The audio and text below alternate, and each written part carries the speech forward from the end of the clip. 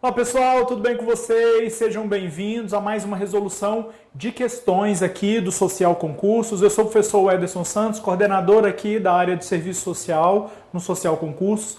Nós vamos para uma resolução de questões semelhante ao que vocês já estão acostumados aí, né? A gente fazia em formato de live, agora não é ao vivo, é gravado aí, né? Por causa das todas as contingências que nós estamos vivendo em função da pandemia, do isolamento social. Então, é gravado, mas no mesmo formato aí de resolução, comentando as questões, trazendo dicas de forma direta, objetiva para aquilo que mais importa. Então, vamos lá. A gente tem aí 20 questões e essas questões são das questões mais dos temas mais cobrados aí nas provas, né, em concursos públicos, daquilo que vocês sabem. Aqueles temas que a gente quase chama aí eles de os temas obrigatórios. Então é política social, FHTM, ética, todos os nossos instrumentos técnico-operativos, toda a discussão aí de instrumentalidade, questão social, projeto ético-político, ou seja, os temas que mais caem em concursos públicos, 20 questões, nós vamos fazer as resoluções delas, trazendo aí os comentários quando couber, né,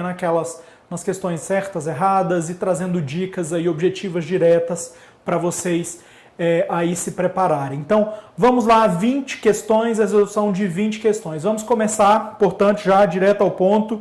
A gente tem aí a primeira questão, que eu estou começando aqui pelo um bloco de questões bem recentes, né, da prova que ocorreu nesse ano já, no início aí do ano, que foi a prova do TJ do Pará, foi organizado aí pelo CESP. Então, vamos lá.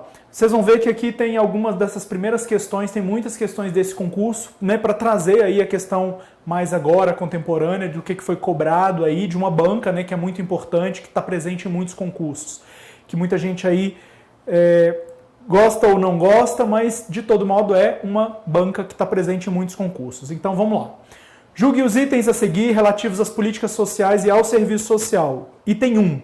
No Brasil, ao final da década de 60, os assistentes sociais já defendiam que a formulação das políticas sociais fosse vinculada à intervenção estatal. Item 2. Considera-se que a gênese do serviço social vincula-se ao contexto de enfrentamento da questão social, por meio das políticas sociais, mantendo-se as condições propícias para a expansão do capitalismo monopolista. Item 3. O retorno ao Estado de Direito em 1979 trouxe o pressuposto positivista à profissão, o que subsidiou a garantia da proteção social universal sob a responsabilidade do Estado. Item 4. A política social reveste de um caráter contraditório. Atende aos interesses do capital ao mesmo tempo que atende também às necessidades da classe trabalhadora. Então vamos lá. Estão certos apenas os itens. Dentre esses 4 aqui, a gente quer aqueles itens certos. A alternativa A diz que o item 1 e 3 estão certos, somente eles.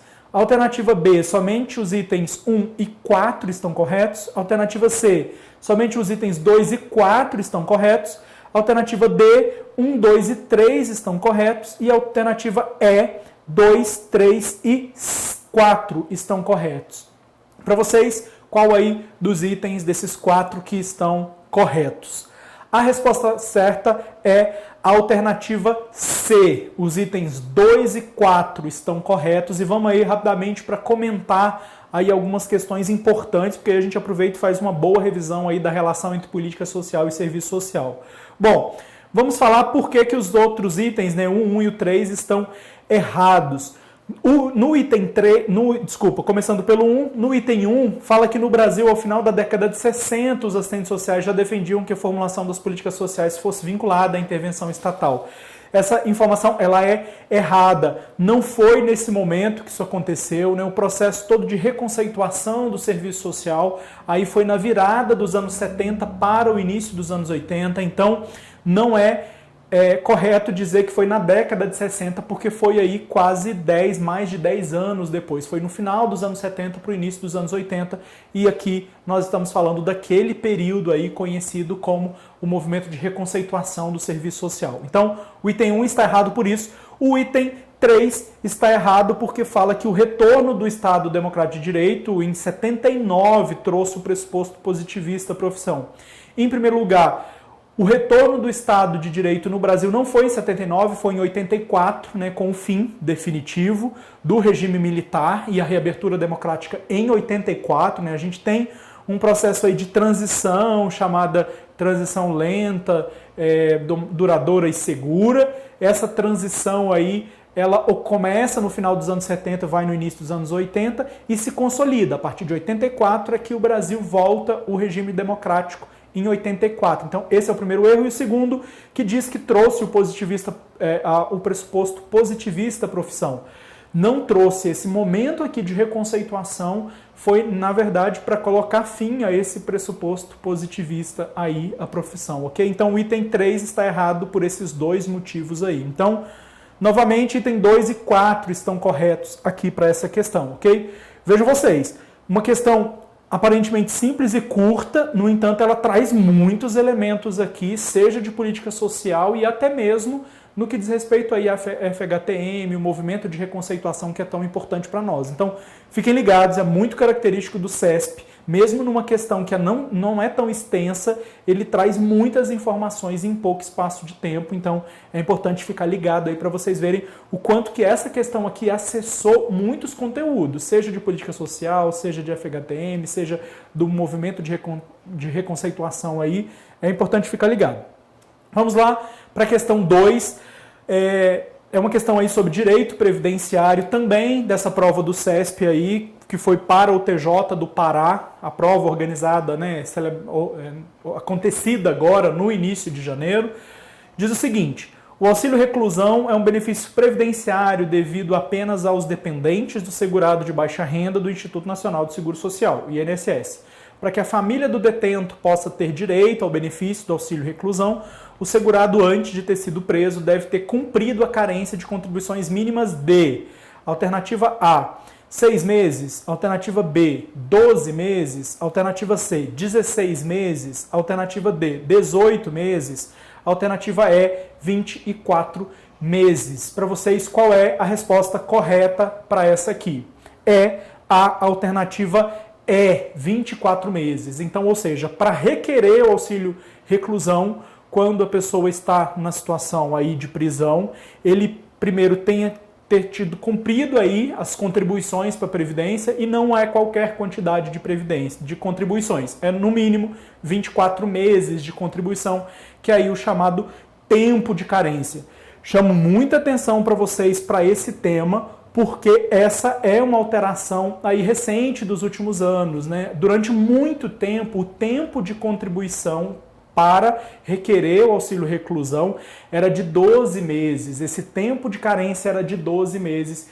E nas últimas reformas aí dos últimos anos, teve essa alteração para 24 meses. Então chama atenção, não foi à toa aqui que o item B, como vocês percebem aqui, né, nas alternativas, o item B falava de 12 meses. Muita gente pode ter marcado esse item B porque já foi assim, mas não é mais. Então vejam vocês, já trouxe aí um tema com alterações recentes sobre direitos previdenciários. Ok, pessoal? Tema importante, tema que vez ou outra cai aí, então tem que ficar ligado com essas alterações aí que foram, que vieram aí com essas reformas, mas essa aqui especificamente não foi da reforma da Previdência aprovada no governo do ano passado, de 2019. Foram alterações anteriores, mas não tem muito tempo que essa alteração aí ocorreu.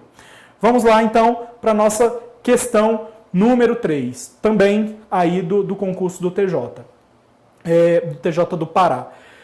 O exercício profissional do assistente social é composto de 3 dimensões, que compreendem níveis diferenciados de apreensão da realidade da profissão: teórico-metodológico, ético-político e técnico-operativa. A respeito dessas dimensões, julguem os itens a seguir. 1. A dimensão técnico-operativa deve ser compreendida como um componente consciente e sistemático do trabalho do assistente social acerca do seu objeto de intervenção, de forma a atingir os objetivos propostos. Item 2. A dimensão ético-política só pode ser vislumbrada no processo de trabalho por meio de ações conscientes e críticas vinculadas a um posicionamento político de defesa dos direitos dos seus usuários. Item 3. A dimensão teórico-metodológica se refere à capacidade de apreensão das teorias e sua relação com a prática na ação profissional. Item 4. A dimensão técnico-operativa é a mais importante das dimensões, pois ela é o modo de ser da profissão, o modo como aparece no movimento das 3 dimensões. Por meio dela, a profissão é conhecida e reconhecida. Assinale a opção correta. Alternativa A. Apenas os itens 1, 2 e 3 estão certos. A alternativa B, apenas os itens 1, 2 e 4 estão certos. Alternativa C, apenas os itens 1, 3 e 4 estão certos. Alternativa D, apenas os itens 2, 3 e 4 estão certos. Alternativa E, todos os itens estão certos. Para vocês, então, qual é a resposta correta aí? A resposta correta é a alternativa A. Apenas os itens 1, 2 e 3 estão certos, ok? Apenas os itens 1, 2 e 3 estão certos. Vamos aqui comentar o item 4, porque que ele está errado, né? Dado que aqui os 3 primeiros estão certinhos, redondos, é isso mesmo que são as descrições e as características aí dessas 3 dimensões do serviço social, dimensão ético-política, teórico-metodológica e técnico-operativa. É importante aqui, quando vocês precisarem de uma boa revisão sintética do que significa cada uma dessas dimensões, os 3 itens aqui esses 3 itens trazem de forma sintética uma boa descrição aí dessas 3 dimensões. Mas o item 4 está errado e vamos ver por que ele está errado. Ele está errado porque ele diz que a dimensão técnico-operativa é a mais importante das dimensões. Primeiro que não dá para a gente dizer que uma das dimensões é mais importante do que as outras, todas precisam ser acionadas conjuntamente para o nosso fazer profissional e as 3 têm a sua importância. Então esse é um primeiro momento e aí depois ela traz aqui, né, que por meio dela a profissão é conhecida e reconhecida. Não dá para a gente fazer uma afirmação como essa, por mais que a dimensão técnico-operativa, e aqui está um pouco da armadilha, né, desse item, alguém poderia pensar, não, a dimensão técnico-operativa é aquela dos instrumentos que o assistente social se utiliza, né? O parecer, a entrevista, a avaliação, as visitas domiciliares, visitas institucionais, trabalho em grupo, relatórios e tudo mais. Toda essa dimensão aí dos instrumentos técnico-operativos dá essa dimensão mais material, objetiva da prática profissional e é onde a população, os usuários reconhecem o trabalho do assistente social. Mas não é exatamente verdade, porque essa é uma das expressões e nós somos conhecidos também pelas outras dimensões, né? Sobretudo as dimensões ético-políticas, o nosso trabalho às vezes com grupos, o nosso trabalho com até mesmo com movimentos sociais, auxiliando na assessoria quando eles reivindicam a garantia dos seus direitos. Então, ou seja, a nossa dimensão ético-política também nos traz aí bastante identidade, então não dá para afirmar algo nesse sentido que é por causa dessa dimensão técnico-operativa que nós somos conhecidos e reconhecidos, ok? Por isso o item 4 está errado. Vamos lá. A questão 4, acerca da supervisão em serviço social, assinale a opção correta, né? Nós estamos falando aqui de estágio, ok? De estágio curricular, no processo de formação, essa etapa aí importantíssima. A alternativa A, aqui é para a gente procurar a alternativa correta. Alternativa A, formação e trabalho profissional, que são as faces de uma mesma atividade curricular, demandam dialeticamente respostas e reflexões próprias do arcabouço teórico prático que constituem supervisão de campo e acadêmica. Alternativa B, o estágio supervisionado como síntese de múltiplas determinações da formação e exercício profissional, expressão, movimento teórico e prático da profissão e juntamente ao processo de supervisão os desafios enfrentados pela categoria profissional. Alternativa C, as supervisões de campo e acadêmica, apesar de suas particularidades, são consideradas momentos extremamente similares e por isso constituem o mesmo processo que o estágio supervisionado. D, ao supervisor de campo, cabe afinar com o estagiário os elementos teórico-metodológicos, ético-políticos e técnico-operativos da profissão, visto que é nesse momento que os estagiários levam as angústias e dinâmicas do campo de estágio para a sala de aula. Alternativa E, a supervisão dispensa uma relação de unidade, demanda uma relação de diálogo pontual entre supervisor de campus, supervisor acadêmico e estagiário. Requer também a construção individual de uma proposta de estágio e do processo de supervisão direta e sistemática. Vamos lá, qual é a alternativa correta para essa questão aqui? A alternativa correta é a alternativa B. Vejam vocês, alternativa B, que diz que o estágio supervisionado como síntese de múltiplas determinações da formação e o exercício profissional é a expressão aí, movimento teórico-prático da profissão e juntamente ao processo de supervisão os desafios enfrentados pela categoria profissional. Vamos voltar aqui nas alternativas para vocês verem por que elas estavam aqui, as alternativas, né, A, C, D e E, por que elas estavam erradas. Aqui está dizendo que a alternativa A, formação e trabalho são as faces de uma mesma atividade curricular, demanda dialeticamente respostas e reflexões próprias do arcabouço teórico-prático que constitui supervisão de campo e acadêmica. Na verdade, formação e trabalho profissional, o trabalho profissional não tem supervisão de campo e acadêmica. O trabalho profissional já é a prática profissional. Então, apenas no processo de formação é que tem a supervisão de campo e acadêmica, ok? Nesses termos aqui em que se dá no processo de estágio. A alternativa C está errada porque aqui tem a afirmação de que a supervisão acadêmica e de campo são extremamente similares, né? Tem esse advérbio aí que às vezes já nos chama a atenção quando tem essa expressão aí nas provas do CESP. É importante ficar ligado quando vem totalmente, extremamente. É importante a gente já ficar ligado, porque geralmente essas informações, quando tem esses verbos terminados em mente, aí o item está errado. Vale a pena prestar atenção toda vez que eles aparecem. Então, por isso que está errado esse item C, porque não é verdade que as supervisões de campo e acadêmicas são a mesma coisa. O item D diz que ao supervisor de campo cabe afinar com o estagiário os elementos teórico-metodológicos, ético-políticos e técnico-operativos da profissão. Em primeiro lugar, isso aqui não é totalmente verdade, porque é o supervisor acadêmico que cabe essas atuações aqui nesse sentido de refletir a prática profissional com base nas 3 dimensões. Então, o supervisor de campo, claro que ele vai acionar essas 3 dimensões, mas no que diz respeito a esse afinamento, essas reflexões aqui, a atribuição do supervisor acadêmico, que é o professor lá na universidade, na faculdade, responsável por acompanhar os estagiários, né? A gente tem o supervisor de campo, que é aquele supervisor na prática profissional, nas instituições que são responsáveis por fazer a supervisão do estagiário lá no campo, e a gente tem o supervisor acadêmico, que é o professor que fica lá na faculdade, na universidade, que acompanha os estagiários. Então, essa tarefa aqui é de responsabilidade do supervisor acadêmico e não do de campo, por isso que o item está errado. E depois, o item E diz que a supervisão dispensa uma relação de unidade e demanda, uma relação de diálogo pontual. Não dispensa aí essa relação da unidade entre demanda e, por um lado, não requer um diálogo apenas pontual. O diálogo tem que ser no sentido de compreender a totalidade das relações ali na instituição, de fazer uma boa leitura institucional aí. E depois, por fim, diz que tem que ter uma construção individual de uma proposta de estágio. Essa construção não é individual, ela é na relação com o supervisor de campo e também na relação com o supervisor acadêmico, ok? Questão importante, questão densa, questão extensa, mas sobre esse tema que é muito importante, que é esse momento do estágio aí. Vejam vocês que isso diz respeito às regulamentações da nossa profissão.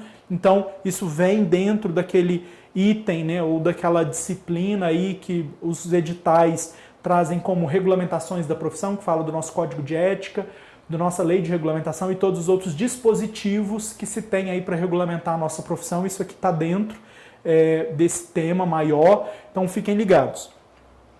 Nossa questão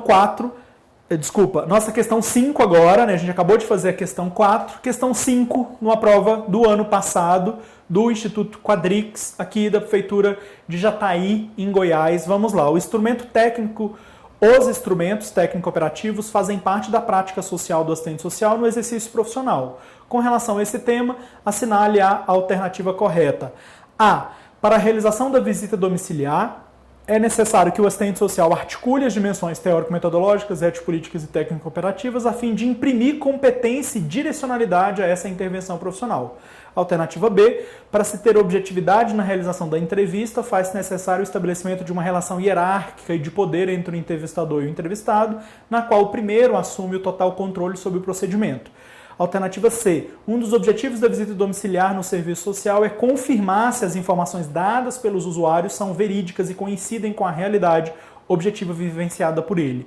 Alternativa D. O parecer técnico pode ser elaborado em conjunto com profissionais de outras áreas. Compreende-se que o parecer técnico conjunto emitido por 2 ou mais áreas de saber aumenta a credibilidade e a confiabilidade do documento.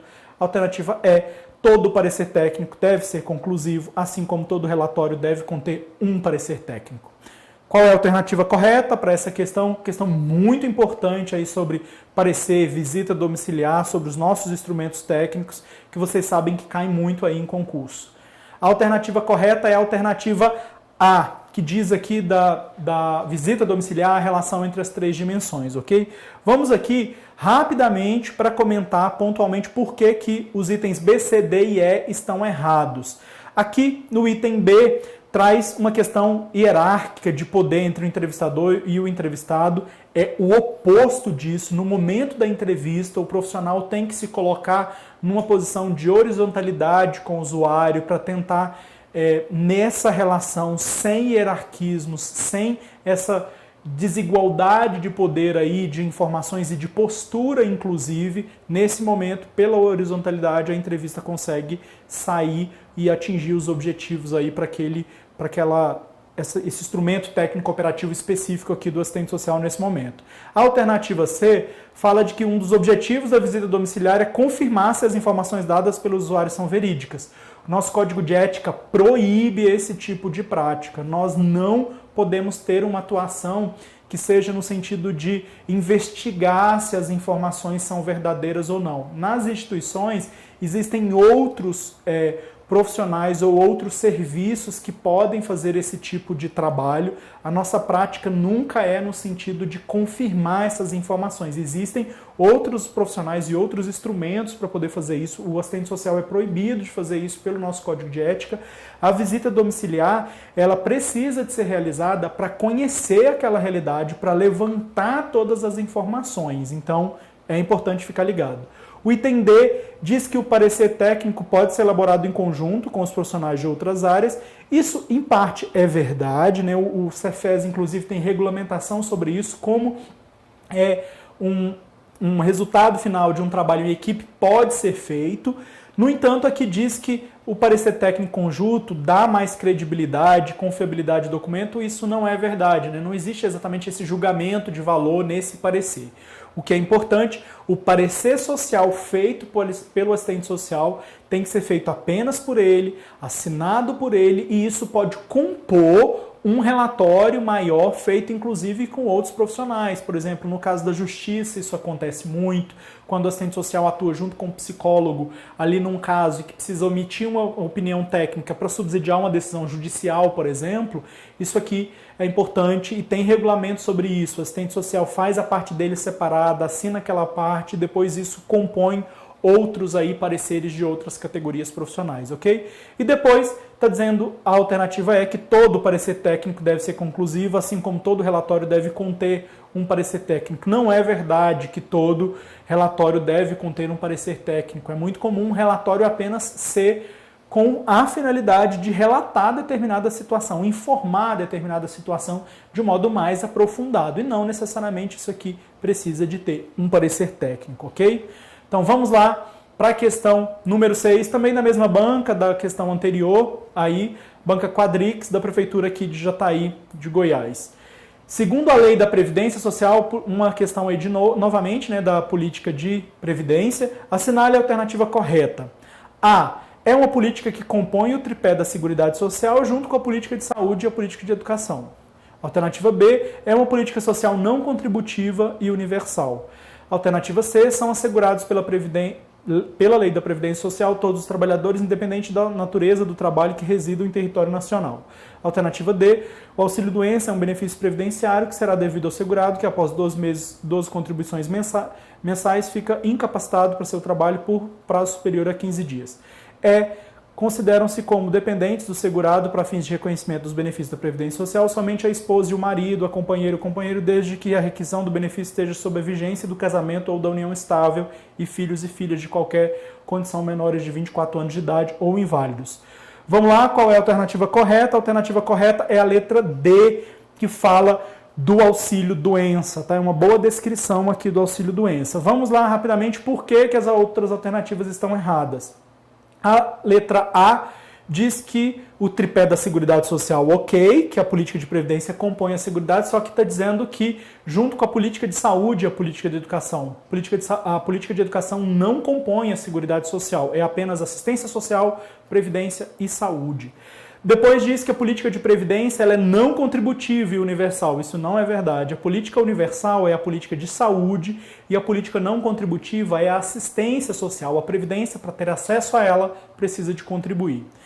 Depois a alternativa C diz que são assegurados pela Previdência Social todos os trabalhadores, independente da natureza do trabalho. Isso não é verdade. Só são assegurados pela Previdência Social aquele que tem um contrato formal de trabalho e contribui para a Previdência, e por isso ele vai ter acesso aos seus direitos.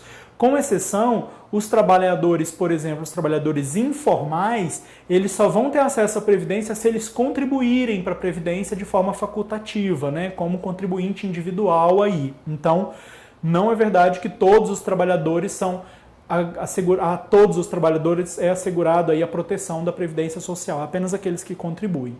E depois a alternativa E diz que considera-se como dependente, né? Aí a classificação de dependente. O item está errado porque diz que em determinado momento precisa de estar sob a vigência do casamento, e não é verdade, né? Os filhos e até mesmo a esposa, depois do fim do casamento, também podem ser considerados como dependentes aí do trabalhador ou da trabalhadora, ok? Então o item E está errado por causa disso. Vamos lá para a questão 7.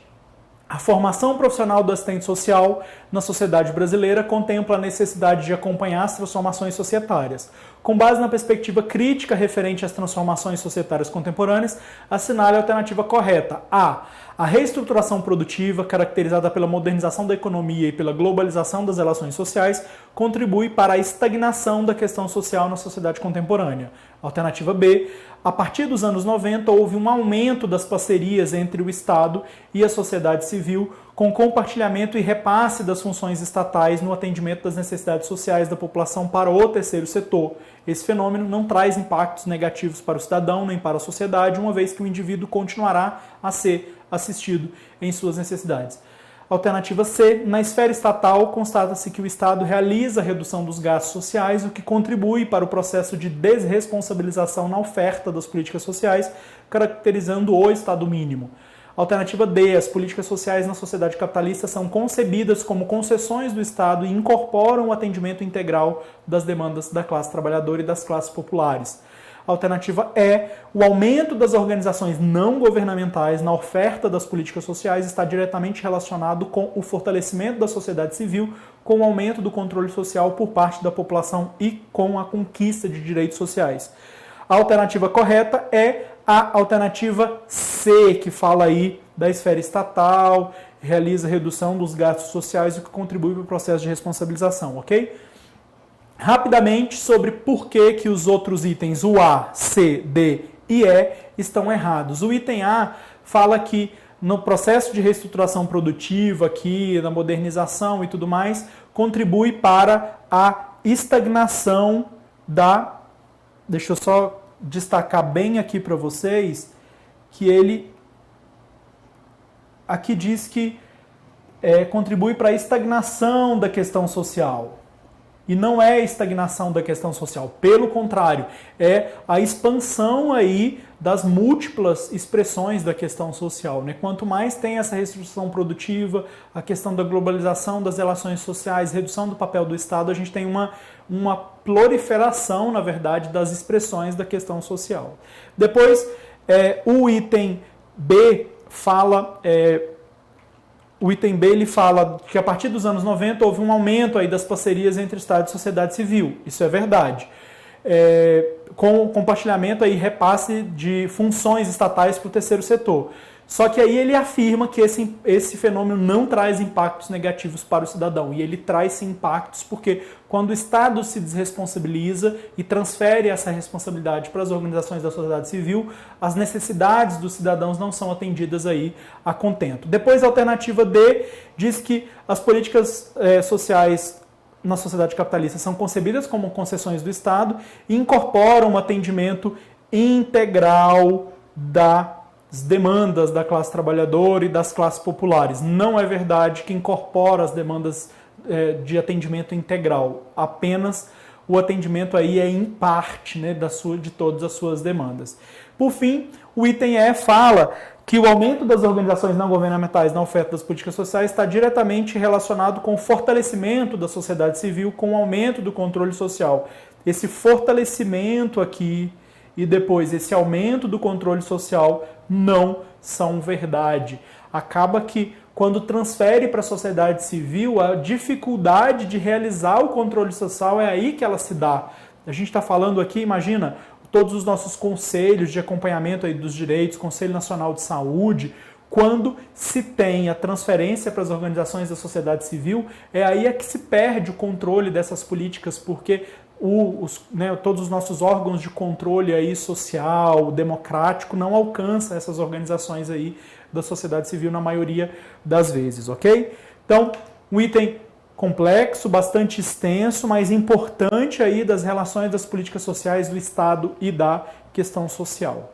Vamos lá, questão número 8 da banca Consulplan, foi do Ministério Público do Estado do Pará, uma prova realizada no ano passado. Conforme a perspectiva histórica crítica, a sociedade capitalista apresenta distintas respostas às manifestações da questão social. Dessa forma, é correto afirmar que a coerção é a forma privilegiada e exclusiva que o capital lança mão para responder às manifestações da questão social. Letra B. As políticas sociais são formas exclusivas de enfrentar as manifestações da questão social, respondendo particularmente aos interesses dos trabalhadores. Alternativa C. As políticas sociais são as formas menos usuais para responder às manifestações da questão social e, quando usadas, atuam exclusivamente na resposta aos interesses dos trabalhadores. Alternativa D. A coerção e o consenso são formas complementares e dialéticas de responder às manifestações da questão social, seja via políticas sociais ou pela força, ambas assumindo dimensões contraditórias. Qual é a alternativa correta? A alternativa correta é a alternativa D. Tá muito importante. Tem aqui alguns elementos que são polêmicos, centrais para compreender a relação entre política social e questão social, e vale a pena ficar atento aí a essa questão. Comentar rapidamente aqui por que os itens A, B e C estão errados. O item A menciona que a coerção é a forma privilegiada e exclusiva que o capital lança mão para responder às manifestações da questão social. Não é verdade, né? A forma, veja, privilegiada e exclusiva. Não é verdade que sempre faz uso aí de forma privilegiada e exclusiva para poder responder a outras medidas, como a própria política social, com todas as suas contradições. Depois, diz que as políticas sociais, no item B, as políticas sociais são formas exclusivas de enfrentar as questões sociais, né? As manifestações da questão social, desculpa, mas não é verdade. E aqui, por fim, depois diz que tem que atender também particularmente apenas aos interesses dos trabalhadores. Isso não é verdade. Tem o interesse do próprio Estado de se valer enquanto legitimador, né, de determinadas ações, ou que ele até alcança essa legitimidade frente à população. O Estado faz uso de políticas sociais para que se tenha essa credibilidade, essa legitimidade, até mesmo respondendo aí também as suas demandas, né, por legitimidade frente à população. Então, não é verdade que atende apenas aos interesses dos trabalhadores. Tem ambos os interesses aí dos dois lados estão em conjunto. E a alternativa C diz que as formas menos usuais para responder às manifestações da questão social são as políticas sociais. Não são as menos usuais, são as mais usuais. Não são as únicas, como o item anterior aqui, os itens anteriores falavam, mas elas também não são as menos usuais. Pelo contrário, elas são as mais usuais, tá? É isso, a alternativa C. Então, a alternativa D que está correta, tem algumas questões aqui sobre coerção e consenso, que são conceitos difíceis, né, de serem assimilados, tem muitas críticas a eles, mas eles estão sim presentes de forma contraditória aqui nas políticas sociais, ok? Então é importante chamar atenção aí, apesar de serem itens complexos e contraditórios e ao mesmo tempo polêmicos, o modo como está redigido aqui o item, ele atende bem ao que todos os nossos autores trabalham aí com essa relação. Bom, e então, apesar de serem conceitos complexos e polêmicos, o modo como está redigido aqui o item, ele está correto, porque coerção e consenso realmente, de forma contraditória, estão presentes aí, né, nos fundamentos das políticas sociais. Então, fiquem ligados, é um item importante aí para vocês perceberem essas características aí da política social. Vamos lá para a nossa questão 9, também da Consulplan, do Ministério Público Estadual do ano passado, do Ministério Público Estadual do Pará do ano passado. Dentre as competências profissionais dos assistentes sociais encontra-se o estudo social. sobre a utilização deste instrumental técnico operativo na profissão, no campo sócio-jurídico, assinale a alternativa incorreta. Agora nós queremos a alternativa falsa, errada, aqui dentre as 4 colocadas. Então vamos lá, alternativa A: o estudo social que resulta na produção de um documento que contém a avaliação do profissional de serviço social é historicamente o que é demandado nas instituições sociojurídicas. Contudo, o significado do que seja o estudo social também está em disputa, seja pelo que é requisitado, seja pelo entendimento histórico construído pela profissão. Alternativa B: o posicionamento técnico tem a potência de influir na tomada de decisão pelas figuras de autoridade. Nesse contexto, o papel do assistente social não é o de decidir, mas o de criar conhecimentos desalienantes sobre a realidade a ser analisada para se deliberar sobre a vida das pessoas, com as quais estabelecemos compromissos éticos e políticos. Alternativa C: a perspectiva conservadora do estudo social é frequentemente acionada para os assistentes sociais a realizarem, manifestando-se de diversas formas, dentre as quais para atestar a veracidade dos fatos narrados em situações, por exemplo, de denúncias de maus-tratos e para verificar se um casal está habilitado para adotar crianças, afirmando de diversas maneiras que serão bons pais. Alternativa D: a perspectiva conservadora do estudo social é frequentemente acionada para os assistentes sociais a realizarem, manifestando-se de diversas formas, dentre as quais para realizar exames criminológicos, de modo a atestar se o detento ainda possui algum nível de periculosidade em sua personalidade que o impeça de voltar ao convívio social fora do espaço da prisão e para desvelar as expressões da questão social vivenciadas pelos sujeitos de direitos que acessam o poder judiciário. Então, qual é a alternativa incorreta aí sobre o estudo social? A alternativa incorreta é a alternativa D. Então, vamos aqui comentar brevemente, né, algumas questões importantes até para a gente reafirmar aí as características, o conceito do que é o estudo social. Então, ele é muito demandado nas instituições, seja nas instituições sociojurídicas principalmente, no sistema penal, na política de assistência social também é muito demandado. Então, o item A aqui faz uma boa descrição do que é a questão relativa ao estudo social para o assistente social. Talvez a mais polêmica, que pode ter gerado aí mais dúvidas, pode ter sido a questão C, mas isso acontece, isso é comum quando se tem os demandantes por um estudo social, né? Um assistente social se insere numa instituição e lá tem vários setores nessa instituição, vários setores solicitam esse estudo social. Seja um juiz, seja um promotor, seja outras áreas, né? Aqui para falar do serviço social na própria Previdência. A gente tem lá, o serviço social está nessa instituição e aí a gente tem outras áreas da instituição que podem requisitar esse estudo lá. Quando é requisitado, em alguns momentos pode ter essa perspectiva conservadora de querer que os assistentes sociais confirmem as informações e, na verdade, os assistentes sociais não vão verificar essa veracidade aí dos fatos. O objetivo do estudo social é entender de modo aprofundado determinado contexto e depois, com o parecer social, emitir aí um pronunciamento técnico, ok? Então, vamos seguir nossa questão de número 10 agora, acerca da dimensão técnico-operativa do serviço social e das concepções e dos debates sobre os instrumentos e técnicas, assinale a alternativa correta. A. O domínio das técnicas no uso dos instrumentais, garante por si só a competência profissional. Alternativa B. Na realização do estudo social, o assistente social deve compreender as relações dos sujeitos com as esferas do trabalho, da família, da comunidade e das políticas sociais e a realidade social em uma perspectiva totalitária para propor ações de disciplinamento. C. Um dos critérios para a escolha da visita domiciliar como procedimento técnico-operativo é a confirmação da veracidade e da confiabilidade dos dados e das informações fornecidos pelo usuário. Alternativa D. As estratégias e táticas de intervenção profissional, os instrumentos, as técnicas e o conhecimento necessário para o manuseio desses recursos, somados ao aporte teórico e às diretrizes ético-políticas, são elementos que compõem a dimensão técnico-operativa.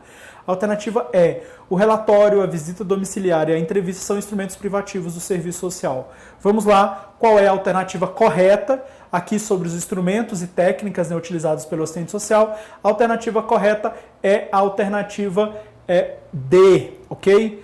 Para a gente comentar aqui rapidamente, né, por que os outros itens, os itens A, B, C e E estão errados, o item A fala que o domínio das técnicas nos instrumentos garante por si só a competência profissional. Não é o suficiente, por isso que nós temos as nossas 3 dimensões, para as quais a dimensão técnico-operativa é apenas uma delas. Alternativa B. Na realização do estudo social, o assistente social deve compreender as relações dos sujeitos com as esferas do trabalho. Até aqui tudo bem, está errado pelo finalzinho aqui da questão, quando fala que o objetivo de tudo isso é para propor ações de disciplinamento. Isso não é verdade. A nossa profissão já teve esse caráter, né, nos primórdios dela, já teve esse caráter aí, né, na perspectiva funcionalista, de ajustar os sujeitos, mas isso foi no século passado, nos primórdios aí da nossa profissão. Isso já tem muito tempo que não é assim, com essa perspectiva aí. Então, todo item vai dizendo, tudo nele está certo, com exceção dessa palavra disciplinamento aqui no final, ok? O item C fala que um dos critérios para a escolha da visita domiciliar como procedimento técnico operativo é a confirmação da veracidade. Novamente, a gente já tinha falado nos itens anteriores, o parecer ou a visita ou até mesmo o estudo não pode ser guiado nessa perspectiva de conferir se as informações que o usuário prestou são verdadeiras. Não é o assistente social que faz isso. A instituição pode até, onde ele está vinculado, pode até ter outras áreas e outros profissionais que fazem isso, mas não é o assistente social que faz. Para vocês terem uma ideia, para ilustrar isso, no INSS, os assistentes sociais jamais podem atuar nessa perspectiva porque o nosso código de ética proíbe. Mas o INSS tem um setor que faz esse tipo de averiguação aí da veracidade das informações, se o usuário que recebe o benefício, ele realmente cumpre com os critérios para receber, que lá no INSS tem um setor que se chama MOB, que é monitoramento de benefício. Então vejam vocês, esse setor faz esse tipo de trabalho, mas o assistente social jamais pode fazer esse tipo de trabalho, porque o nosso código de ética proíbe, ok? Então, aqui é importante esses outros itens, né, os itens que estavam errados, para a gente ver por que eles estavam errados. Vamos aí para a nossa próxima questão. Vamos lá para a nossa 11ª questão, questão número 11 aí da banca Fundep, da Prefeitura de Uberlândia, de um concurso realizado no ano passado, em 2019. Analise as afirmativas a seguir sobre o projeto ético-político profissional do serviço social. Temos 3 itens aqui. O item 1, a prática do assistente social está direcionada a realizar enfrentamentos críticos, portanto pressupõe uma sólida base de conhecimentos aliada a uma direção política consistente que possibilite uma leitura adequada da realidade. 2, o cotidiano profissional se apresenta como um espaço contraditório e complexo em que os problemas, contextos e relações de força se expressam. Sabe interpretar a conjuntura a partir do cotidiano significa... Saber interpretar a conjuntura a partir do cotidiano significa identificar possibilidades. Item 3. Os elementos éticos de um projeto profissional se limitam a normatizações morais e a prescrição de direitos e deveres, dispensando escolhas teóricas, ideológicas e políticas das categorias e dos profissionais. Estão corretas as afirmativas A, onde os itens 1 e 2 apenas estão corretos, alternativa B, 1 e 3 apenas estão corretos, alternativa C, 2 e 3 estão corretos, alternativa D, 1, 2 e 3 estão corretos. A resposta, a alternativa correta é a letra A, porque apenas os itens 1 e 2 estão corretos, ok? Por que o item 3 está errado? Porque aqui diz que os elementos éticos de um projeto profissional se limitam às normatizações morais e também prescrição dos direitos. Não é só isso. Os elementos éticos de um projeto profissional vão muito além dessas normatizações morais e também prescrição aí desses direitos, ok? Vamos seguir. A nossa 12ª questão também da banca do concurso anterior, que é da Fundep, que foi da Prefeitura de Uberlândia. Segundo Neto, aqui está se referindo ao José Paulo Neto, nosso professor. Segundo Neto, de 2007, embora o combate às desigualdades não faça parte do conjunto prático ideológico do neoliberalismo, há um elenco neoliberal de programas voltados para o enfrentamento da pobreza. Isso é ele afirmando. São características desses programas, exceto... Alternativa A, sempre serem prioritariamente emergenciais, focalizadas e, no geral, reduzidas à dimensão assistencial. Alternativa B, possuírem um sistema de proteção social com serviços públicos de alta qualidade. Alternativa C, terem privatização / mercantilização dos serviços para os diversos segmentos populacionais. Alternativa D, desresponsabilizarem o Estado e o setor público. A alternativa correta, né, na verdade, aqui a gente vai buscar a alternativa errada, porque ele está dizendo são características desse programa, exceto qual é a alternativa que tem esses itens que não fazem parte aqui desses programas. É a alternativa B. Por quê? Ela diz que possuírem um sistema de proteção com serviços públicos de alta qualidade. É o oposto disso. Pelo ideário neoliberal, a gente tem cada vez mais uma precarização das políticas sociais. Então isso está presente aqui nas outras características, né?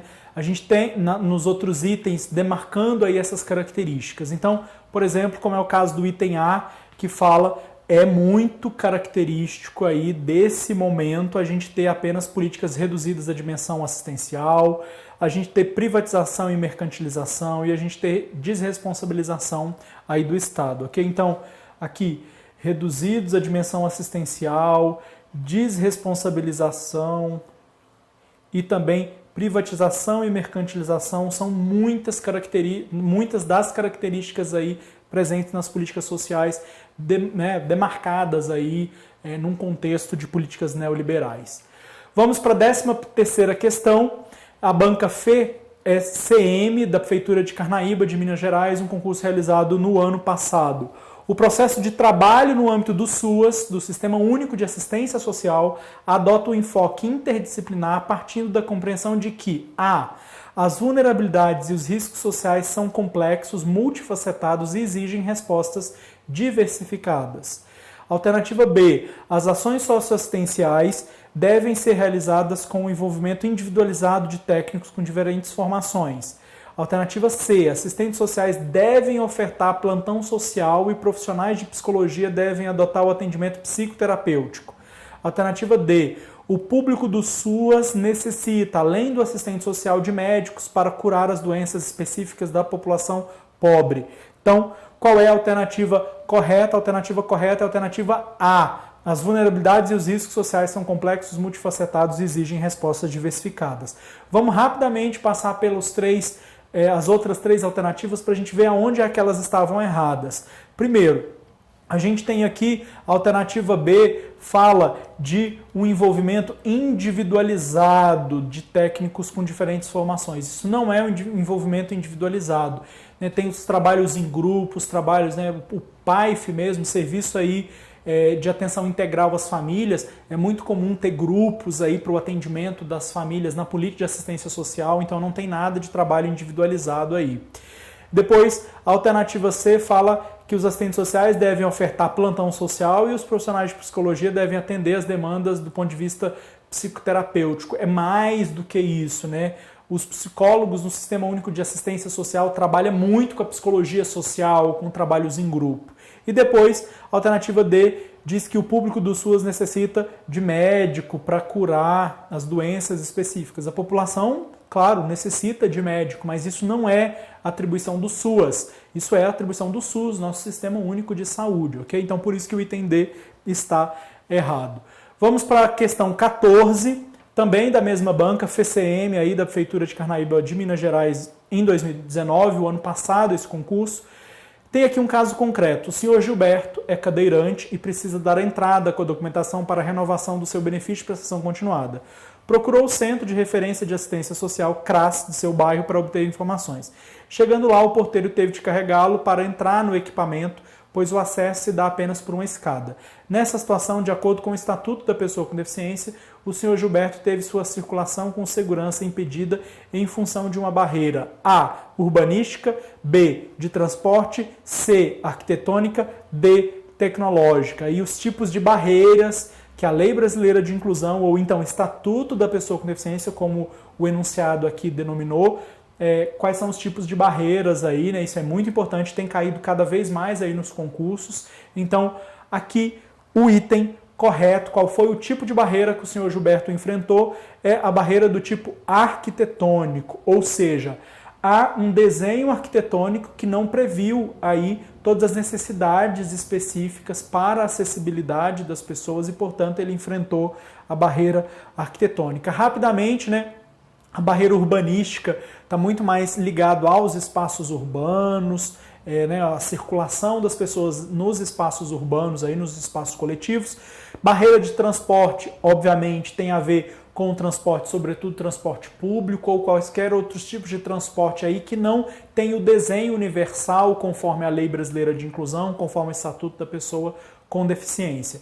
Depois, as barreiras tecnológicas dizem respeito aí a todos os produtos de tecnologia que não pressupõem aí as múltiplas habilidades, as múltiplas necessidades da pessoa com deficiência. Vamos para a nossa 15ª questão. O trabalho social com famílias pelo Serviço de Proteção e Atendimento Integral à Família, PAIF, pode ser desenvolvido através de 2 processos distintos que se complementam. É correto afirmar que esses processos são A. Terapia/constelação familiar, B. Acolhimento/institucionalização familiar, C. Atendimento/acompanhamento familiar, D. Sentimento de pertença/identidade familiar.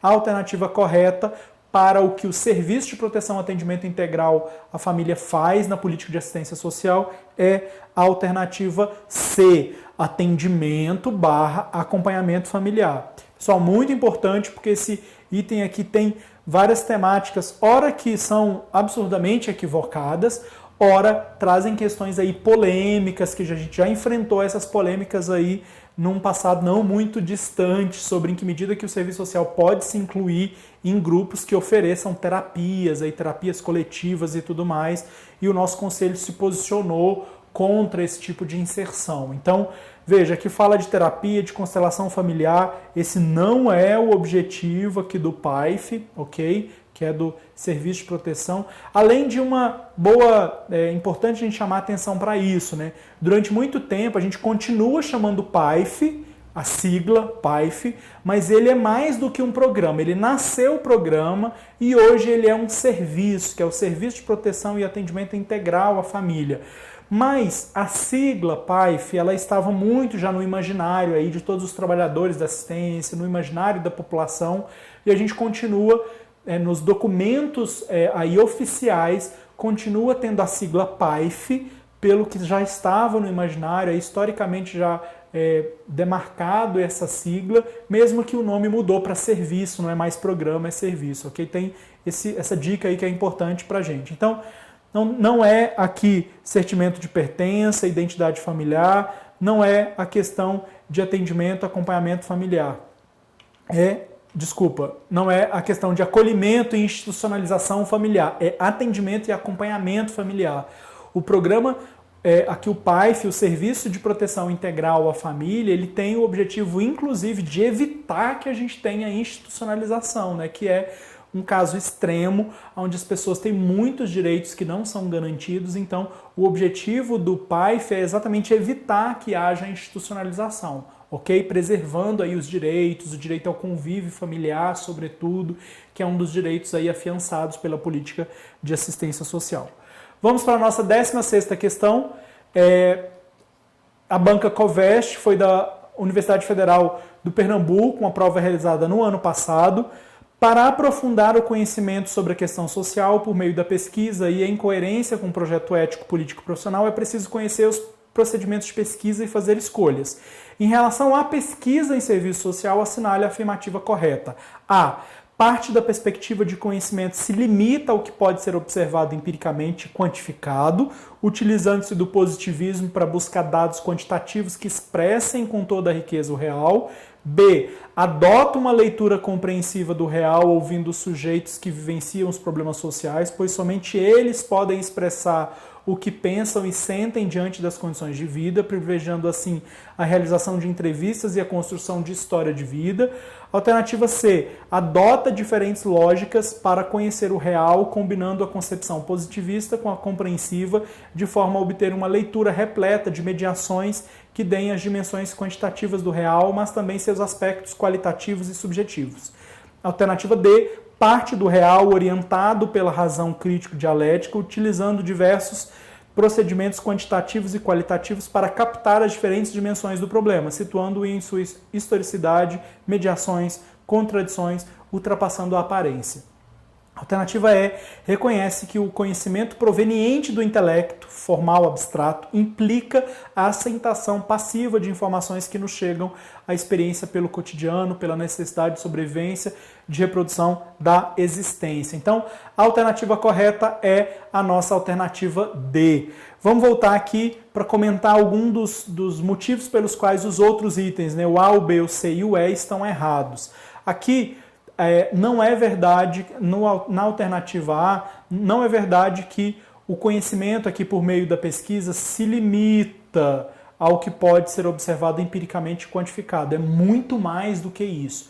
É isso, mas muito mais do que isso. Então, ou seja, as técnicas aí qualitativas junto das quantitativas vai dar uma dimensão muito mais abrangente para poder realizar uma pesquisa aí da realidade social. Então, a alternativa B fala que a pesquisa, né, adota uma leitura compreensiva do real, ouvindo os sujeitos que vencem os problemas sociais, pois somente eles podem expressar o que pensam e sentem diante das condições de vida, privilegiando assim a realização de entrevistas e construção de história de vida. É muito mais do que isso. Não é verdade que apenas eles podem pensar e sentir a sua realidade, né? A gente faz pesquisa exatamente para entender essa realidade aí vivenciada pelos usuários.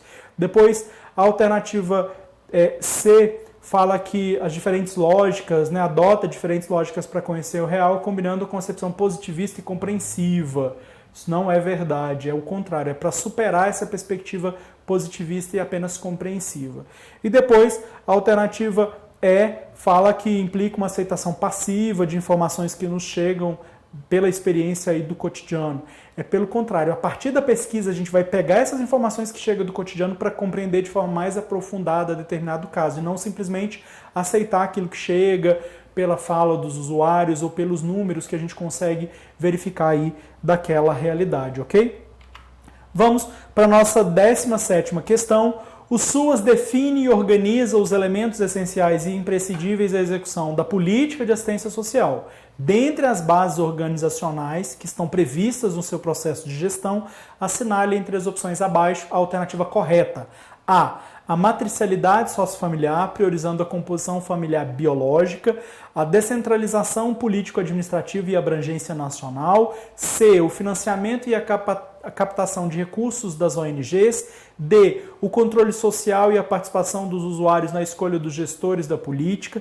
E a alternativa é a política de recursos humanos. A alternativa correta para essa questão é a política de recursos humanos, ok?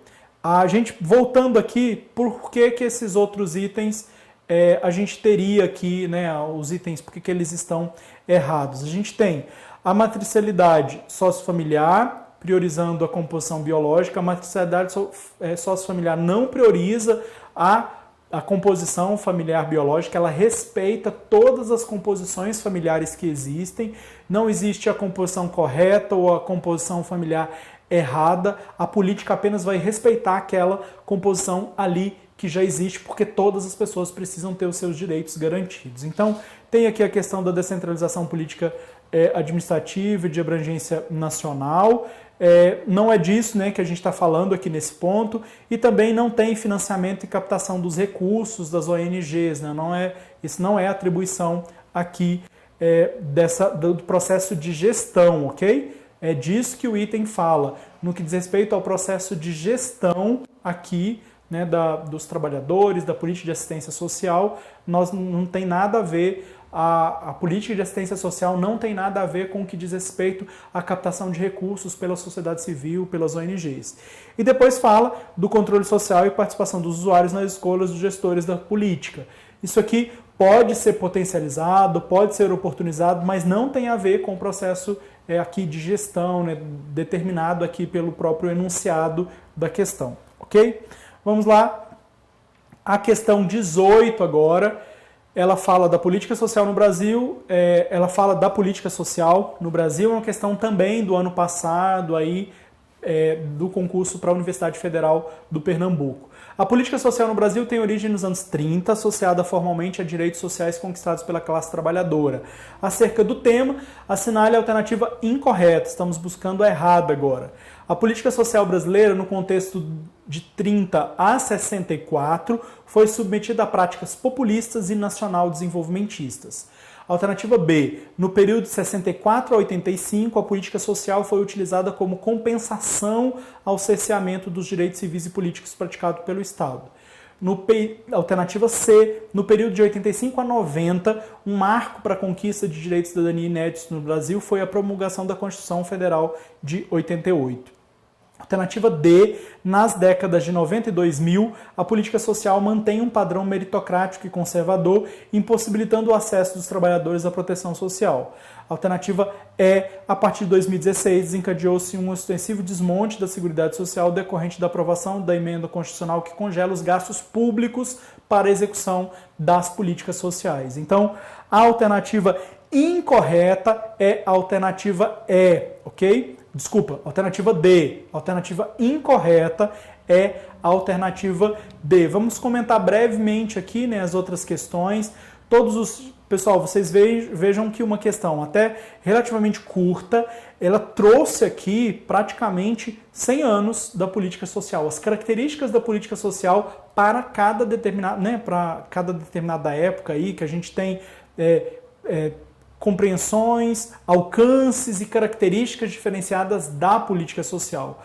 Nos anos 30 a 64, as questões populistas e nacional-desenvolvimentistas, sobretudo aí, seja do período do Getúlio Vargas, depois mais adiante, essa correlação aí com projetos nacionais desenvolvimentistas do Brasil. 64 a 85, a questão da ditadura militar e o modo como o Estado se utilizou disso para se legitimar, né, frente à população. Nos anos 80, 85 a 90, tem um marco importante da Constituição.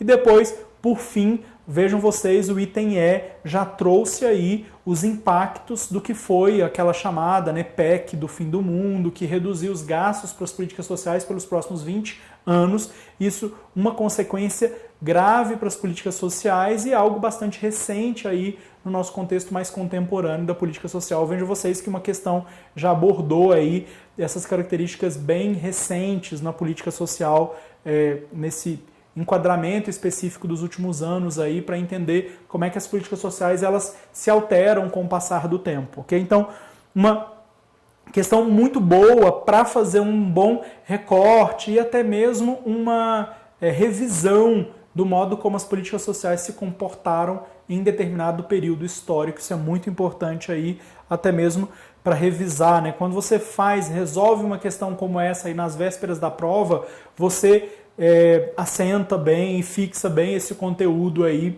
Então, uma questão importante nesse sentido, apesar de nem ser uma questão tão extensa assim, mas ela traz muitos conhecimentos que precisam ser acessados aí para ter a resposta correta. Vamos para a nossa 19ª questão, a nossa penúltima questão aí. Foi realizada pela Banca VUNESP, da Prefeitura de Birigui, de São Paulo, no ano passado, em 2019. Novamente aí sobre a matricialidade sociofamiliar, né, que é uma importante diretriz aí da política de assistência. A matricialidade sociofamiliar é um dos princípios fundantes da Política Nacional de Assistência Social, especialmente em relação à proteção social básica, que visa fortalecer vínculos familiares e comunitários. Ainda, o enfoque da PNAS na centralidade da família considera que, para além das determinações que lhes são constituintes, as famílias mobilizam capacidades e saberes merecedores de especial atenção, atravessada por identidades históricas, particularidades culturais, posicionamentos políticos, papéis sociais, entre outros. As famílias usuárias do Serviço de Proteção Social formam um grupo humano A, comprometido, B, heterogêneo, C, compacto, D, denso, E, único. A alternativa correta é a alternativa B, ok? Não é apenas comprometido nesse sentido, né? Porque a gente tem, na maioria das vezes, ou em muitos casos atendidos aí pela política de assistência social, até mesmo membros familiares que não se responsabilizam pelos seus deveres aí frente aos entes, né? Então, sejam pais que não cumprem com seus deveres com os filhos, idosos que também têm seus direitos violados e por aí vai. Então, não é exatamente o comprometimento. Não é compacto, não é denso, não é único, é heterogêneo. Esses modelos familiares aí são bastante diferenciados e os papéis sociais também dos membros familiares também. Ok? Vamos para a nossa 20ª e última questão, também da VUNESP, também da Prefeitura de Birigui, de São Paulo, um concurso do ano passado. O projeto profissional expressa a articulação das dimensões ético-políticas, teórico-metodológicas e técnico-operativas do serviço social. Tal articulação considera, de um lado, os limites e possibilidades das condições macro-societárias em que se exerce a profissão, e de outro, os fundamentos éticos, teóricos e operativos de seus agentes profissionais. Na prestação de serviços, o assistente social atua na viabilização do acesso aos direitos e no desenvolvimento de ações socioeducativas, hegemonicamente orientadas por princípios éticos de um humanismo histórico e uma perspectiva teórico-metodológica apoiada. Alternativa A, apoiada no pragmatismo dogmático. Alternativa B, na teoria social crítica. Alternativa C, no estrutural funcionalismo. Alternativa D, na vertente empírica. Alternativa E, no neoconservadorismo. A alternativa correta é a alternativa B. Bem importante aí essa questão, o modo como a perspectiva da teoria social crítica orienta aí ao nosso fazer profissional, ao nosso projeto profissional. Então, não é o pragmatismo dogmático em forma nenhuma, né? Na verdade, nós superamos aí esse modelo com o passar do tempo, com o processo de reconceituação aí da prática profissional, assim como também foi do estrutural funcionalismo. O serviço social também, nos seus primórdios, foi muito baseado no funcionalismo e isso houve um corte significativo aí a partir do processo de reconceituação profissional da virada dos anos 70 para o início dos anos 80. Não tem a vertente empírica, é as três dimensões teórico-metodológicas, ético-política e técnico-operativa, e também o objetivo sempre é para tentar superar e cada vez mais presente aí o neoconservadorismo na prática profissional, né? Então é para superar essa perspectiva e não é apoiada nela como o item aqui trazia. Ok, pessoal? 20 questões, a resolução de 20 questões, com comentários sobre elas, com dicas importantes para vocês se aterem àquilo que mais importa. Eu aqui selecionei, né, dentro dessas 20 questões, é difícil ter uma seleção como essa, porque são muitos temas importantes, obrigatórios, que caem muito nos concursos aí, mas eu tentei trazer aqui para solucionar com vocês aqueles mais importantes, aqueles que mais estão presentes, mas ao mesmo tempo para chamar a atenção para alguns temas para vocês, como foi aqui, temas já muito recentes e que estão caindo já, né? Alterações legislativas recentes. A gente falou aqui das barreiras da LBI de 2015, a gente falou da PEC que retirou recursos das políticas sociais de 2016. Então, ou seja, além de falar daquilo que mais cai, a gente trouxe questões bem contemporâneas de concursos feitos agora e no ano passado, já abordando aí alguns temas que precisam ficar ligados, que vocês precisam se ligar neles para se preparar bem aí para todos esses certames. Ok, pessoal? É isso. Espero que tenham gostado. Deixa aí o seu comentário, eu volto aqui e respondo. Qualquer dúvida pode entrar em contato conosco. A gente segue aí. Esperamos superar esses períodos que nós temos aí do isolamento social para a gente voltar com as nossas lives aí, aqui no nosso canal, no YouTube, aqui no Social Concursos. Mas por enquanto a gente vai ter essas resoluções aí para a gente não deixar de oferecer esse conteúdo para vocês, ok? Muito obrigado aí pela atenção. Até a próxima. Qualquer coisa, entre em contato conosco. Grande abraço aí para vocês. Abraço.